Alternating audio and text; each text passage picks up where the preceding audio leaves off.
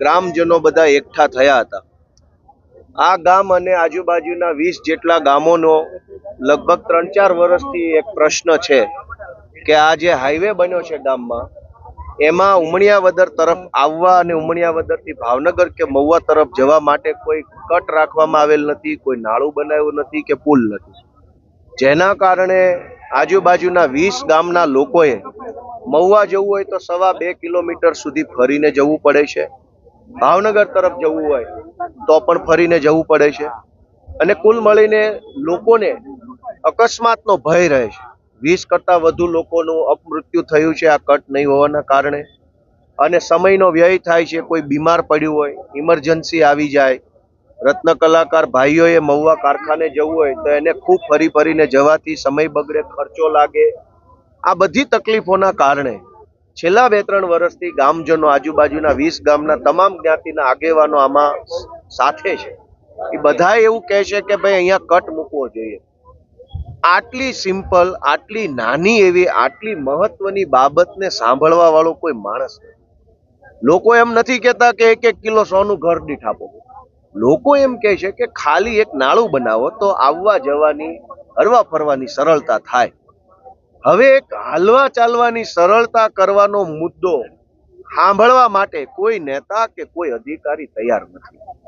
20 લોકોના મૃત્યુ થઈ ગયા પછી પણ કોઈની આંખ ખુલતી નથી કે આ જે રોડ બન્યો છે એની ડિઝાઇન ફોલ્ટી છે, ખામીયુક્ત ડિઝાઇન છે। અહીંયા નાળું હોવું જોઈએ ગામમાં આવવા જવા માટે। એટલે આજે ગામજનોના આ પ્રશ્નને સમજવા માટે, સાંભળવા માટે અને અમારાથી જે શક્ય બને એ પ્રમાણે અવાજ ઉઠાવી અને બહેરા લોકોના સુધી આ અવાજ પહોંચાડવા માટે હું અને અમારા નેતા બ્રિજરાજભાઈ સોલંકી આજે ગામમાં આવ્યા હતા। ખૂબ વિશાળ સંખ્યામાં ગ્રામજનોએ હાજરી આપી। ખાસ નોંધપાત્ર બાબત એ છે કે યુવાનો, ખૂબ મોટી સંખ્યામાં યુવાનો આ સભામાં હાજર હતા અને એકદમ ઉત્સાહ, આક્રોશ સાથે હતા। આ બધાએ નિર્ણય કર્યો છે કે આ લડાઈને હજુ ચાલુ રાખવાની છે। મેં પોતે પણ ગ્રામજનોને બાહેધરી આપી છે કે હું એક પત્રના માધ્યમથી જે નેશનલ હાઈવે ઓથોરિટી છે એને જાણ કરીશ અને એના સુધી વાત પહોંચાડીશ। આગામી દિવસની અંદર જો આપણે કટ પડવામાં નહીં આવે તો તમે શું કાર્યવાહી કરશો અને જાતે કરશો કે કેમ? ગયા વખતે ચૂંટણીમાં આ લોકો એક પણ મત નહોતો।